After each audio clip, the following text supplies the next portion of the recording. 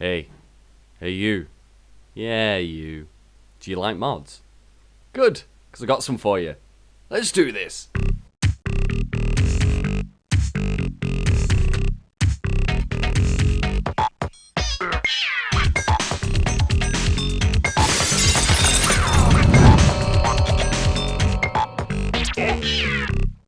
Hey people of the Commonwealth, welcome back to another review show, Fallout 4 mods. So, I've redone my character, and she no longer looks like an anorexic 12-year-old with basketball implants. Thanks for that comment, Mitsurugi2424, muchly appreciated.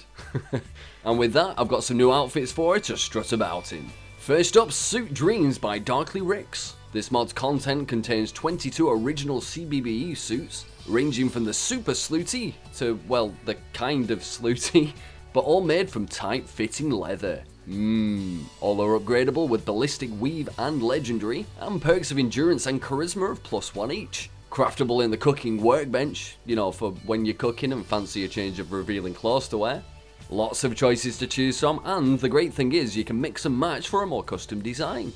You guys with male characters, don't worry, you haven't been left out, because you can wear these too. Although you might look a tad on the fruity side. Unless, you know, that's what you're going for. It's all good. Just be aware that these suits were made for the female body, so you might run into some problems when wearing them as a guy.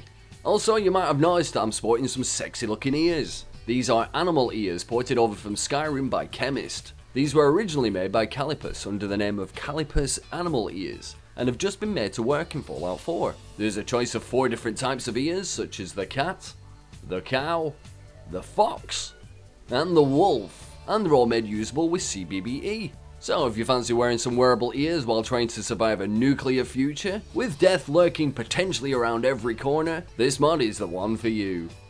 Now for some weapons. Well, kinda. These are pitched as spells, sort of like Skyrim I guess, but anywho.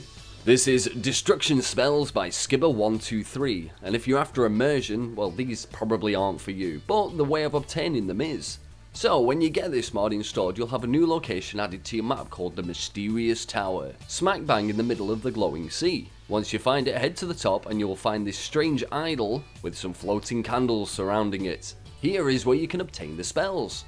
There's 5 to choose from and they're all pretty self-explanatory. Flames, Freeze, Radio Pulse Pistol, Missile, and the final one which is called Ender of Worlds, which is a single shot nuke that explodes into tiny little nukes, destroying everything in its radius. Nice!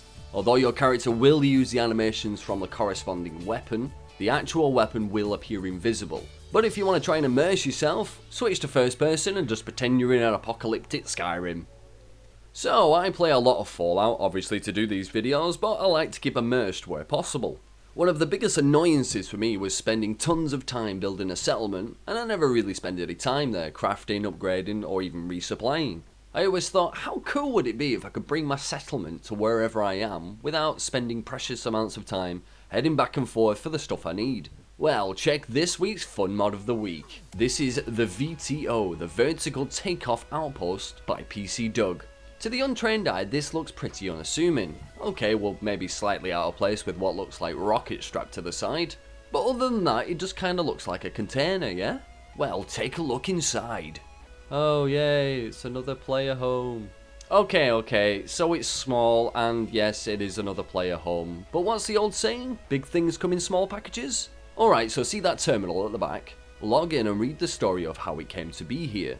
You will find out that it's got flight capabilities. But first, you're gonna have to fix her up. If you head over to the Corvega plant nearby, you can find what you need. And just one more thing, and this really pinched the deal for me, there is a remote that's hidden at the top of the tower in Boston Airport. When you retrieve it, bring it back to the console inside and grab a connection with it. Once done, this means that you can pretty much be anywhere in the Commonwealth and call your VTO to your location, or at least to the nearest landing zone. But how cool is that? Unfortunately, there is no animations to this mod yet, but never say never. On top of that, there's also a workshop inside, allowing you to customize it as you wish. And just to keep you immersed that little bit more, each time you use the travel ability, there's a 10% chance of something going wrong, causing some repairs to be completed if this happens. I tell you, this is a cracker mod, and I shall be leaving it installed, especially since the mod author has plans to make the outside customizable, the inclusion of all DLC content, and new landing sites. Awesome! Just before I go today, I've got to give you an update to this Vault Boy figure competition I posted a while back. Okay, so basically the competition was put on hold to me dropping the damn thing, and then I had to make a new one, hence why I never updated it. You know, which was always fun. So I'm remaking one at the moment, so the end date has now been set for the 29th of December. You can still enter in the same way, and everyone who is already entered is still in the competition. All you have to do is subscribe. So that's it for me for this week, guys. Have a great week, and I'll catch you on the flip side. Bye.